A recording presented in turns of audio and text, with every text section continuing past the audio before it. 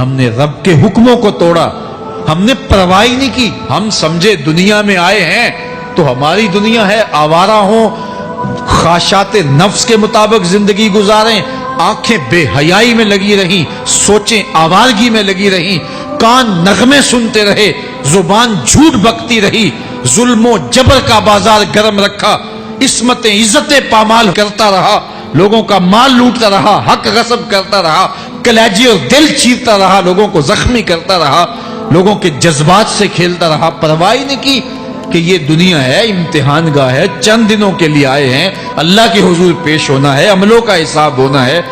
اب جب وہ دیکھیں گے کہ ہمارے ساتھ کیا ہونے والا ہے تو ان کے چہرے پہلے بگڑ جائیں گے۔ کیوں؟ وہ گمان کریں گے کہ ان کی ریڑھ کی ہڈی توڑ دی جائے گی، ایسے عذاب آئیں گے جس طرح کسی کی ریڑھ کی ہڈی ٹوٹ جائے تو اس کا چہرہ شگفتہ گلاب تو نہیں ہوتا، اس کا چہرہ جو ہے وہ تو کس قدر مرجھایا ہوا ہوتا ہے۔ تو اللہ ارشاد فرماتا ہے اس طرح ان کے چہرے ہوں گے۔ ابھی عذاب آیا نہیں ہے لیکن چہرے پہلے اترے ہوئے ہوں گے، اور جب عذاب کی بھٹی میں ڈالے جائیں گے، اللہ اکبر، اور وہ سخت عذاب، حضور نے جبریل امین سے پوچھا مجھے جہنم کے عذابوں کا ذکر سناؤ۔ عرض کی حضور سب سے ہلکے عذاب کی کہانی سناتا ہوں، اور وہ یہ کہ جہنمی کے پاؤں میں آگ کا جوتا رکھا جائے گا، باقی پورا بدن اس کا سلامت ہوگا۔ یہ سب سے ہلکے عذاب کی کیفیت ہے۔ اب پاؤں میں آگ کا جوتا ہوگا، حدت، گرمی، شدت اتنی ہوگی کہ دماغ پگھل کے ناک اور کانوں کے راستے سے باہر آ جائے گا۔ پاؤں میں رکھے ہوئے جوتے کی گرمی دماغ کو ایسے چڑھے گی کہ وہ پگھل جائے گا اور ناک اور کانوں کے راستے سے باہر آ جائے گا۔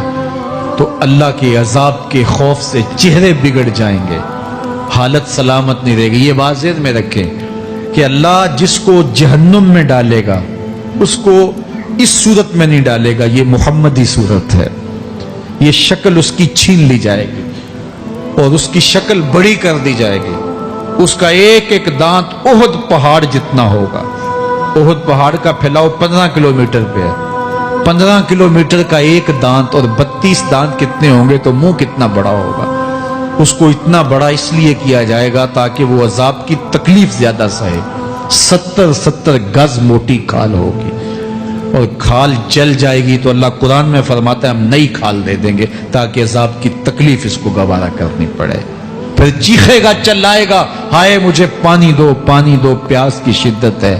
70 سال تک تو اس کی کوئی آواز ہی نہیں سنے گا۔ 70 سال کے بعد داروغہ جہنم چیخ کر کہے گا کیا مانگتا ہے؟ وہ بولے گا مجھے پانی چاہیے۔ کہا جائے گا تو بے بھی ملتا ہے پانی۔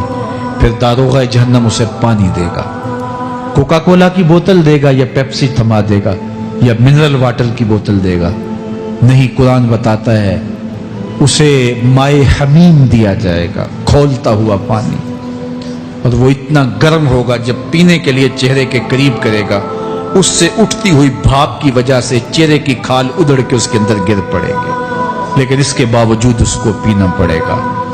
اللہ فرماتا ہے یہ دنیا ہی سب کچھ نہیں ہے، سمجھ لیا یہی سب کچھ ہے، آخرت کو بھول گئے، صبح اٹھے کام پہ چلے گئے، شام آئے آوارگی میں چلے گئے، صدائیں آتی رہی حی علی الصلاۃ حی علی الفلاح، کوئی پرواہ نہیں کی، نہ پیشانیوں نے سجدے کیے، نہ سوچوں میں پاکیزگی آئی، زندگی یوں گزار کے چلے گئے۔ ایسے نہیں، کہا ایک وہ ہوں گے جن کے چہرے شگفتہ گلاب ہوں گے، ایک وہ ہوں گے جن کے چہرے بگڑے ہوئے ہوں گے۔